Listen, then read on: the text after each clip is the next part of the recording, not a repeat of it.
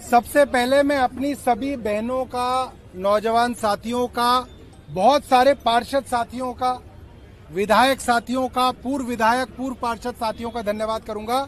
आज महर्षि वाल्मीकि भगवान की जयंती थी। सब लोगों के कार्यक्रम लगे हुए थे। किसी को मंदिर में जाना था, किसी को भंडारे में जाना था, मुझे मालूम है। मगर हमने सबको निवेदन किया कि भैया 1 घंटा निकाल के यहाँ आ जाना। और हमारे साथी अपने अपने कार्यक्रम छोड़ के यहाँ पे आज आए हैं। उन सबको मैं सबसे पहले धन्यवाद देता हूं कि आप सब लोग यहाँ पे आए हो। दोस्तों, भारतीय जनता पार्टी आप सबको चुप कराना चाहती है। भारतीय जनता पार्टी चाहती है कि कोई आवाज ना हो, भारतीय जनता पार्टी से कोई प्रश्न ना पूछे। इसलिए जब सोनम वांगचुक को गिरफ्तार किया तो भी आम आदमी पार्टी ने धरना दिया, और आज जो हमारे मुख्य न्यायाधीश के साथ किया गया उसमें भी आम आदमी पार्टी, जो देश की सबसे छोटी पार्टी है, वो सबसे पहले सड़कों पे निकल के आई और इस वकील को जूतों की माला पहनाने के लिए हम सब लोग यहाँ पे आए। तो आप सब क्रांतिकारी साथियों को मैं इसका धन्यवाद करता हूं। ये मामला किसी एक सरफिरे वकील का नहीं है जिसने मुख्य न्यायाधीश के ऊपर जूता मारा, और नहीं, पिछले 1 महीने से आप देखिए कि मुख्य न्यायाधीश को भारतीय जनता पार्टी की ट्रोल आर्मी टारगेट कर रही है। मुख्य न्यायाधीश ने नया जूता क्यों पहना है, इसके ऊपर भी मुख्य न्यायाधीश को गाली दी जा रही थी। क्यों भाई?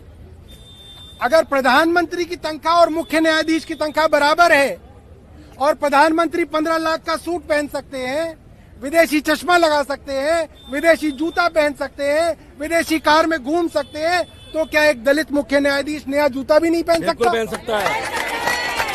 इनके पेट में दर्द इसलिए है क्योंकि ये बाबा साहब का संविधान नहीं बदलवा पाए।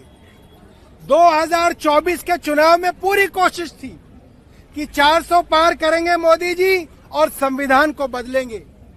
भाइयों, बहनों, दलितों और सब जाति के, धर्मों के लोगों, आप इस बात को समझ लो। अगर आज हम इस सड़क पे बैठ के आवाज उठा पा रहे हैं, वो इसलिए उठा पा रहे हैं क्योंकि प्रधानमंत्री को 400 पार नहीं मिले और ये हमारे संविधान को नहीं बदल पाए। वरना आप घर से निकल नहीं सकते थे, आपको ये घर से निकलने नहीं देते, आपको ये ट्विटर पे कुछ लिखने नहीं देते, आपको ये किसी के खिलाफ नारा नहीं लगाने देते। आज हम ये कर पा रहे हैं क्योंकि आज बाबा साहब का संविधान जिंदा है। और ये सारी की सारी कोशिश ये है कि किसी तरीके से संविधान बदल दो। अरे अभी तो तुमने संविधान बदला ही नहीं है, तभी तुम सनातन के नाम पे दलितों के गली में हांडी बांधने की बात कर रहे हो। आप सोचिए, मुख्य न्यायाधीश, देश की सबसे बड़ी अदालत का सबसे बड़ा जज, पढ़ा लिखा वकील, कितनी ताकत है उसके पास, और उसका वीडियो चलाया जा रहा है जिसमें उसका मुंह काला करके उसके गले में हांडी बांधी गई है। हांडी क्या होती है? हांडी वो 5000 साल पुरानी प्रथा थी, वो घटिया बना था समाज का, जिसके अंदर कहा जाता कि दलित के मुंह से जो थूक भी गिर गया तो धरती माता अपवित्र हो जाएगी, इसलिए उसके थूक भी ना गिरे, इसलिए उसकी गले में हांडी बांधी जाती थी और उसके पीछे झाड़ू बांधी जाती थी कि अगर उसका पैर जो है पड़ रहा है धरती पे तो झाड़ू से उसका जो है साफ किया जाए। ऐसी गंदी मानसिकता वाले लोग जो आज मुख्य न्यायाधीश के गले में हांडी बांधने की वीडियो चला रहे हैं, आप सोचिए अगर इनके पास संविधान बदलने की ताकत आ जाएगी, ये तो एक एक दलित के गले में हांडी बांध देंगे। ये वो मानसिकता है।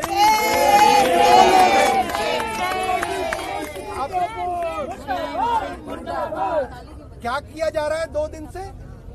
एक सरफिरे वकील को, जिसके खिलाफ सारी की सारी आरडब्ल्यू है, जिसके खिलाफ यहाँ के रेजिडेंट लिख के पुलिस के अंदर कंप्लेंट दे चुके हैं, ऐसा सरफिरा आदमी, उसको कहा जा रहा है कि ये भगवान का अवतार है, ये हीरो है, ये नायक है, ये सच्चा सनातनी है, और मुख्य न्यायाधीश को गालियां दी जा रही हैं। ये सोशल मीडिया पे चल रहा है, हजारों लोग उसको रीट्वीट कर रहे हैं, शेयर कर रहे हैं, क्योंकि सरकार का संरक्षण है, केंद्र सरकार का संरक्षण है। इसीलिए आज कमजोर से कमजोर, डरपोक से डरपोक आदमी अपने आप को जो है बहादुर दिखा रहा है, क्योंकि इतनी बड़ी जो है पुलिस जो है उनके लिए लगी हुई है, पूरा प्रशासन, पूरी सरकार उनके लिए लगी हुई है। इसीलिए आज इन लोगों की हिम्मत हो रही है कि दलितों को और दलित मुख्य न्यायाधीश को आज गालियां दे पा रहे हैं, क्योंकि सरकार का इनके पीछे संरक्षण है। कुलदीप जी ने जो बात बताई, बड़ी अच्छी बात बताई। आरएसएस ये बात बताए, 5 अक्टूबर को आरएसएस के 100 साल पूरे हुए। 100 सालों में इनके पता नहीं दर्जनों सरसंघ संचालक बन गए। क्या 100 सालों में इन्होंने कभी किसी दलित को अपना सरसंघ संचालक बनाया? नहीं बनाया। अंबेडकर से भी इनको यही परेशानी थी, बाबा साहब अंबेडकर से भी वही परेशानी थी जो आज अंबेडकरवादी न्यायाधीश के साथ इनको परेशानी है।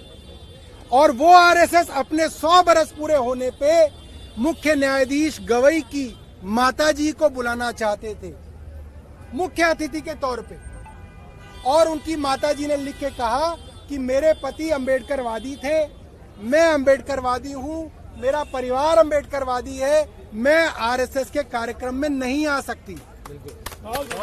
तो आज से 3 दिन पहले 5 अक्टूबर तक वो सनातनी थी, वो बहुत अच्छी थी, वो परिवार बड़ा महान था जो इनके कार्यक्रम के अंदर मुख्य अतिथि बनने वाली थी, और इनका न्योता ठुकरा दिया तो अब वो सनातन के दुश्मन हो गए।